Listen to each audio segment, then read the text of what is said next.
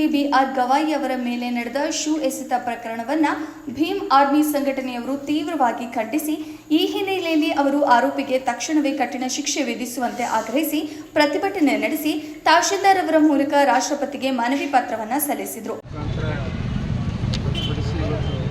ನಮ್ಮ ದೇಶದ ಸರ್ವೋಚ್ಚ ನ್ಯಾಯಾಲಯದ ಮುಖ್ಯ ನ್ಯಾಯಮೂರ್ತಿಗಳಾದಂಥ ಶ್ರೀ ಬಿಆರ್ ಗವಾಯಿ ಅವರ ಮೇಲೆ ಆದಂಥ ಒಂದು ಹೋಮವನ್ನು ಖಂಡಿಸಿ ಅವಮಾನಿಸಿದಂಥ ವ್ಯಕ್ತಿಗಳ ವಿರುದ್ಧ ಶಿಸ್ತು ಕ್ರಮ ಜರುಗಿಸುವಂತೆ ಆಗ್ರಹಿಸಿ ಮಾನ್ಯ ಗೌರವಾನ್ವಿತ ರಾಷ್ಟ್ರಪತಿಯವರಿಗೆ ಮನವಿಯನ್ನು ಮಾನ್ಯ ಜಿಲ್ಲಾಧಿಕಾರಿ ಮುಖಾಂತರ ರಾಷ್ಟ್ರಪತಿ ಕ್ರಮಕ್ಕಾಗಿ ಸಲ್ಲಿಸ್ತೇವೆ ಅಂತ ಹೇಳಿ ಇಳಕಲ್ ನಗರದ ಡಾಕ್ಟರ್ ಬಿಆರ್ ಅಂಬೇಡ್ಕರ್ ವೃತ್ತದಲ್ಲಿ ಕಾರ್ಯಕರ್ತರು ಸೇರುತ್ತಾ ಅಲ್ಲಿಂದ ಪ್ರತಿಭಟನಾ ರ್ಯಾಲಿ ಪ್ರಾರಂಭವಾಗಿ ಎಸ್ಆರ್ ಕಂಠಿ ವೃತ್ತಕ್ಕೆ ತಲುಪಿತು. ರ್ಯಾಲಿ ವೇಳೆ ಕಾರ್ಯಕರ್ತರು ವಕೀಲ ರಾಕೇಶ್ ಕಿಶೋರ್ ಧಿಕ್ಕಾರ ಎಂದು ಘೋಷಣೆ ಕೂಗಿದ್ರು. ಈ ಸಂದರ್ಭದಲ್ಲಿ ಮಾತನಾಡಿದ ದಲಿತ ಮುಖಂಡರು ನ್ಯಾಯಮೂರ್ತಿಯ ಮೇಲೆ ಶೂ ಎಸೆದು ರಾಷ್ಟ್ರದ ನ್ಯಾಯಾಂಗ ವ್ಯವಸ್ಥೆಯನ್ನ ಅವಮಾನಿಸುವ ಹೀನ ಕೃತ್ಯ ನಡೆದಿದೆ. ಇದು ಸಂವಿಧಾನಕ್ಕೂ ಅವಮಾನವಾಗಿದೆ. ಇಂತಹ ಕೃತ್ಯ ಮಾಡಿದ ಆರೋಪಿಯನ್ನ ತಕ್ಷಣವೇ ಬಂಧಿಸಿ ಕಠಿಣ ಕಾನೂನು ಕ್ರಮ ಕೈಗೊಳ್ಳಬೇಕು ಎಂದು ಹೇಳಿದರು. ಪ್ರತಿಭಟನೆಯಲ್ಲಿ ಮುಖಂಡರುಗಳು ಸೇರಿದಂತೆ ಭೀಮ್ ಆರ್ಮಿಯ ಸಂಘಟನಾ ಪದಾಧಿಕಾರಿಗಳು ಮತ್ತಿತರರು ಉಪಸ್ಥಿತರಿದ್ದರು.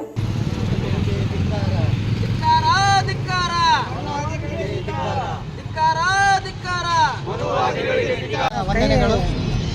ಬಂಧುಗಳೇ, ಈಗಾಗಲೇ ತಮ್ಮೆಲ್ಲರಿಗೂ ಗೊತ್ತಿರುವ ಹಾಗೆ ನಮ್ಮ ದೇಶದ ಅತ್ಯುನ್ನತ ನ್ಯಾಯಾಲಯದ ಮುಖ್ಯ ನ್ಯಾಯಾಧೀಶರಾದಂಥ ಬಿಆರ್ ಗವಾಯಿ ಸಾಹೇಬರ ಮೇಲೆ ಒಬ್ಬ ಯಾವನೋ ಸನಾತನವಾದಿ ಊಟನ್ನು ಎಸೆದು ನಮ್ಮ ದೇಶಕ್ಕೆ ಅವಮಾನವಾಗುವಂಥ ಪ್ರಸಂಗ ನಡೆದಿದೆ.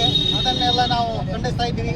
ಯಾಕಂತಂದರೆ ಸಂವಿಧಾನ ಪ್ರಕಾರ ನಮ್ಮ ದೇಶದ ಸುಪ್ರೀಂ ಕೋರ್ಟ್ ಏನಿದೆ ಅದಕ್ಕೆ ಬಹಳ ಮಹತ್ವ ಇದೆ. ಅಲ್ಲಿರುವಂಥ ಮುಖ್ಯ ನ್ಯಾಯಾಧೀಶರಿಗೆ ಅತ್ಯುನ್ನತ ಸ್ಥಾನ ಇದೆ. ಅಂಥ ನ್ಯಾಯಾಧೀಶರಿಗೆ ಊಟನ್ನು ಎಸೆದು ಅವರಿಗೆ ಅವಮಾನ ಮಾಡಿರುವಂಥ ಘಟನೆ ಬಹಳ ಖಂಡನೀಯ. ಇದನ್ನು ದೇಶದ ಪ್ರತಿಯೊಬ್ಬರು ಪ್ರಜೆಗಳು ನಾವು ಅತ್ಯುಗ್ರವಾಗಿ ಖಂಡಿಸಬೇಕಾಗುತ್ತೆ. ಅಂಥ ಏನು ಮನಸ್ಥಿತಿ ಉಳ್ಳಂಥವರ ಮೇಲೆ ಕಠಿಣ ಕ್ರಮಗಳನ್ನು ಕೈಗೊಳ್ಳಬೇಕಂತ ನಾವು ಇಳಕಲ್ ಭೀಮ್ ಆರ್ಮಿ ವತಿಯಿಂದ ಹಾಗೂ ನಮ್ಮ ಇಳಕಲ್ ಸಂಘಟನೆಗಳ ವತಿಯಿಂದ ಈ ಪ್ರತಿಭಟನೆಯನ್ನು ಹಮ್ಮಿಕೊಂಡಿದ್ದೇವೆ. ದಯವಿಟ್ಟು ನಾನು ನಿಮ್ಮ ಮುಖಾಂತರ ರಾಷ್ಟ್ರಪತಿಯವರಿಗೆ ಮನವಿ ಪತ್ರ ನಮ್ಮ ಇಳಕಲ್ ದಂಡಾಧಿಕಾರಿಗಳ ಮುಖಾಂತರ ಸಲ್ಲಿಸ್ತಾ ಇದ್ದೇವೆ. ಅವ್ರ ಮೇಲೆ ಇನ್ನೊಂದು ಸಲ ಇಂಥ ಪ್ರಕರಣ ನಡೀಲಾರ್ದ ಹಾಗೆ ಕಠಿಣ ಕ್ರಮವನ್ನು ಅವ್ರ ಮೇಲೆ ಕೈಗೊಳ್ಳಬೇಕಂತ ನಾವು ಇದು ನಮ್ಮ ರಾಷ್ಟ್ರಪತಿಗಳಿಗೆ ಒತ್ತಾಯಿಸ್ತಾ ಇದ್ದೇವೆ.